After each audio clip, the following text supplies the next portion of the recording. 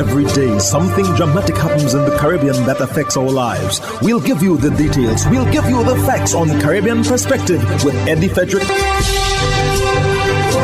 Here's Eddie Frederick. So glad you can join us. The International Monetary Fund advises on how to spend CBI income. This story takes the lead in today's edition of Caribbean Perspective for Wednesday, 19th April 2023. Details when we return. Hubbard's Multi-Department Mount Gay and Hubbard's Tire Bay, located at the Building Supplies Compound in Grand Anse, are reminding the motoring public that another round for licensing and inspection has begun. Just arrived on new shipments of quality furrowed and torque tires to fit all makes and models of vehicles at competitive pricing. Shop early to avoid the hassle of long lines. WhatsApp them on 473-405-5482. Hubbard's, quality service, affordable prices.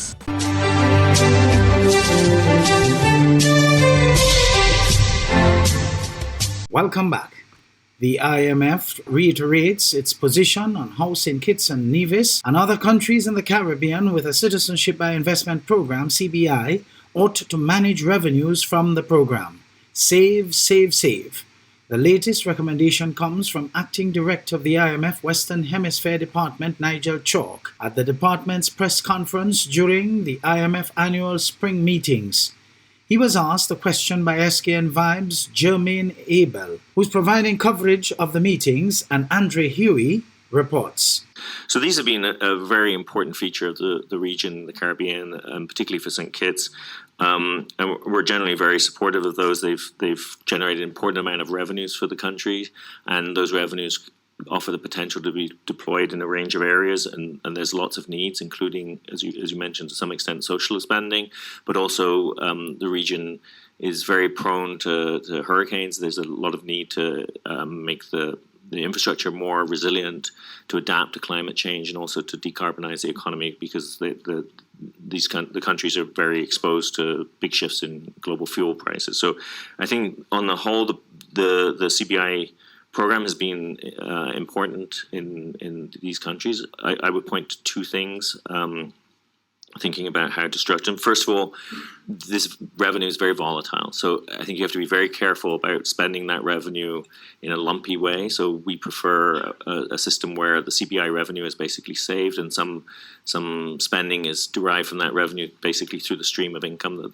that those savings creates. That's a more stable system rather than having kind of stop-go spending linked to depending on how much CBI revenue you get in a year. And I think it's really important to maintain the integrity and actually to improve the integrity of these schemes, given their reliance on sort of recognition by some of the larger economies. And in that, the ECCU is moving ahead, actually. I think recently they had a press release that they're moving ahead to improve the integrity of these schemes in conjunction with some of the larger economies. Meanwhile, Mr. Chalk's outlook for tourism-dependent economies was quite encouraging. I think you will have seen in our global forecast, we think the U.S. economy is going to slow, but it's still growing pretty strongly. And one of the aspects that's going on in the U.S. economy right now is there's a shift from goods consumption to services consumption. So even though the whole economy is slowing, that shift from good to services is actually good for the Caribbean. It's good for tourism-dependent economies because Americans are traveling more. They're investing more in leisure activities and so forth. And so that's proven, I think we've seen across the region, the Caribbean, that's proven quite a big boost to the economies. We don't see a recession, so we feel that potential flow of tourism is going to be maintained. But I think it would be prudent for the countries in the region to think about what would they do if it were to slow, if the US were to slow down, if interest rates in the US had to go higher in order to bring down inflation, not as a baseline scenario, but more as contingency planning in case the US were to slow down. And the same is true for Europe as well, because they're very reliant on Europe. The IMF department chief noted that growth in the Latin America and Caribbean region was surprisingly on the upside in 2022.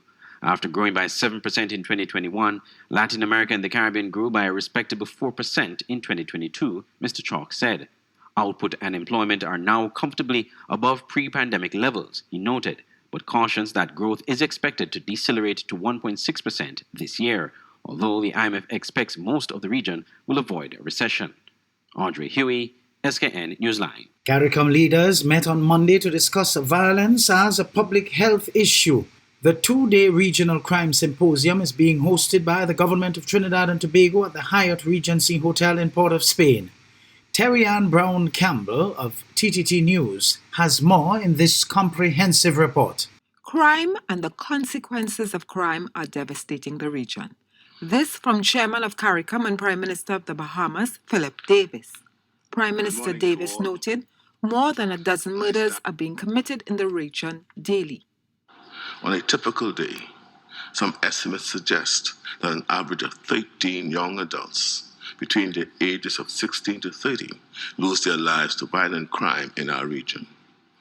Meanwhile, Trinidad and Tobago's Prime Minister Dr. Keith Rowley, CARICOM's head with responsibility for energy and security, highlighted the consequences of crime on our societies.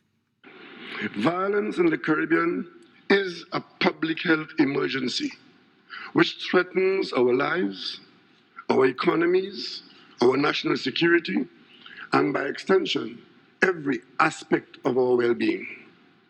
Dr. Rowley indicated the local murder rate climbed to above 600 in 2022, a new record for this country.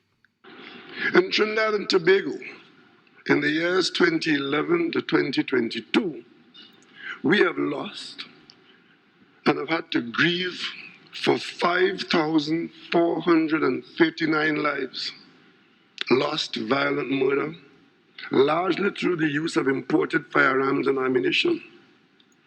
The two-day regional symposium on violence as a public health issue, the Crime Challenge, began at the Hyatt Regency on Monday.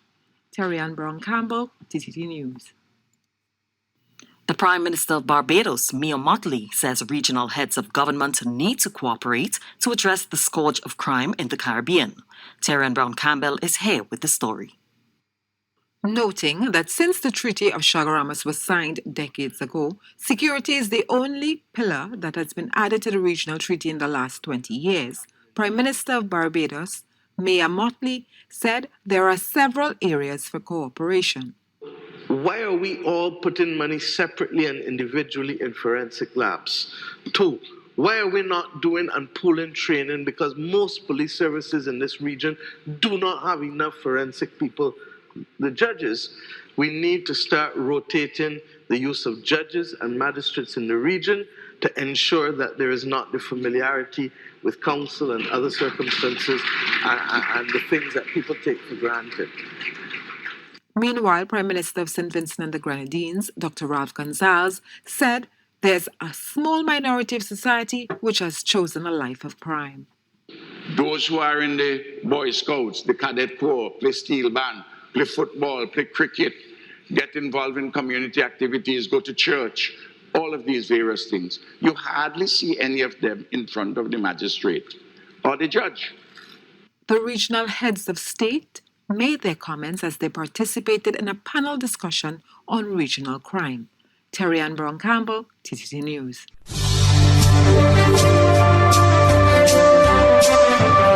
You're listening to Caribbean Perspective with Eddie Frederick.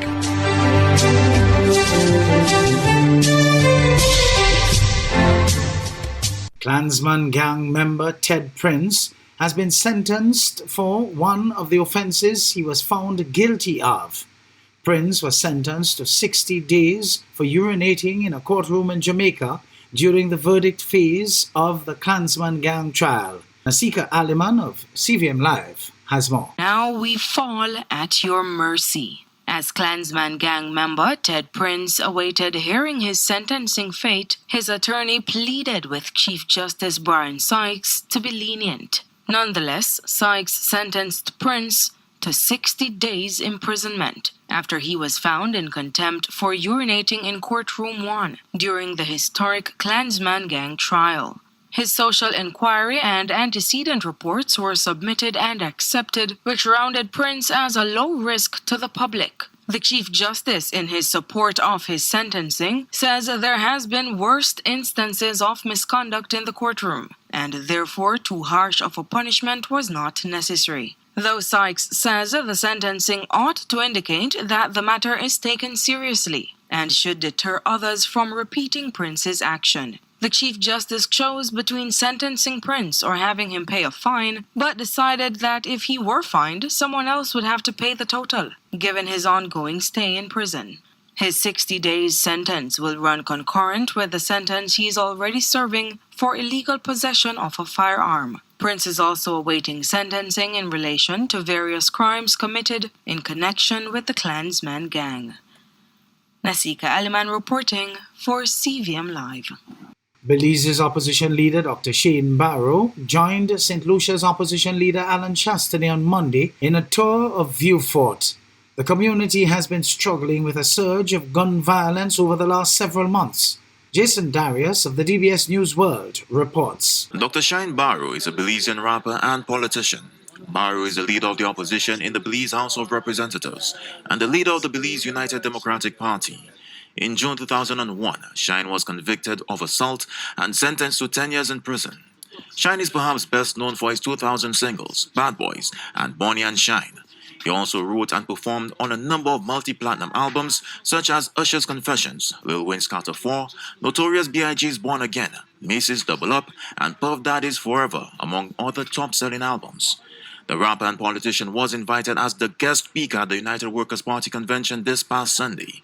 While in the country, however, Shine also took the time to visit the crime-stricken community of Vieux-Fort, hoping to impart some measure of change, as according to him, he understands the struggles of the community as he too has experienced similar circumstances. All those who may be used as pawns in a big man's game, where they use the youth and the different actors to dispense their narcotics, dispense their guns, and do all of these different things, and the youth see this as a only opportunity for some type of empowerment. I want to send a message to the youth that they can do better, and they can help themselves. They can escape poverty. They can find a way, and they have to believe that. They have to pray for that, and they have to work towards that. Because if you are waiting for the government, if you're waiting for a politician to help you, then you've already lost. But if you help yourself, if you empower yourself, then the politicians will have to perform their duties at a certain level, because the collective society will no longer tolerate deplorable, mediocre performances from the legislature. He urges the powers that be to create a more accommodating environment for the youth of the country to reach their full potential and for stiffer deterrence to crime. Opportunities. You know, the youth, those engaged in a life of violent crime need alternatives. The government needs to provide alternatives. The government needs to also provide deterrence. You know, I believe it is a balance of social investment, but also the judiciary, the security forces need to be strengthened so that there's no corruption and so that there is accountability.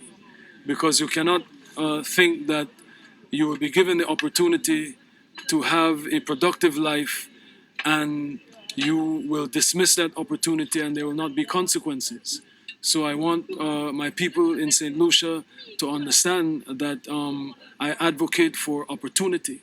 I advocate for alternatives, and the state has a responsibility to provide that for you. But should you not participate in those alternatives and those opportunities, there must be consequences, because St. Lucia's should not live in fear. St. Lucia's opposition leader Alan Chastney says he is heartened that the youth of Vieux-Fort South can speak to someone who understands their struggle in the person of Dr. Barrow. According to Chastney, Dr. Barrow's visit seeks to instill hope and an understanding of making the best of a less than desirable situation. Perspective matters in life, guys. You know, when I played basketball in the gardens, street cred, right?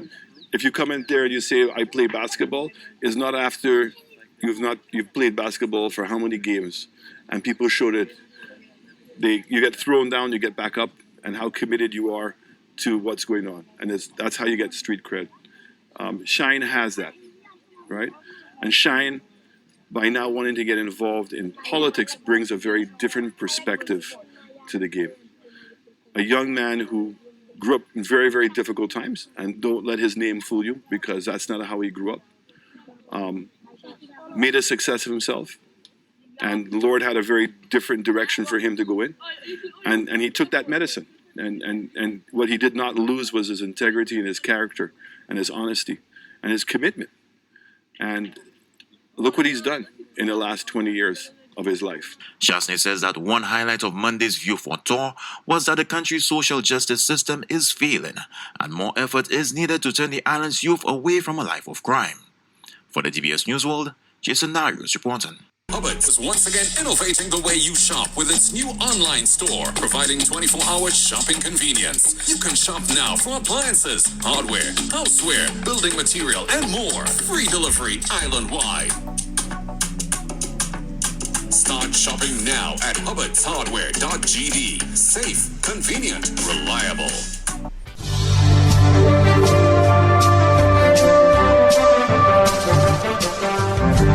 I am Eddie Frederick. This has been Caribbean Perspective, a whole new approach to highlighting developments in the Caribbean. In the meantime, please continue to log on to CaribbeanPerspective.com for more daily news and more.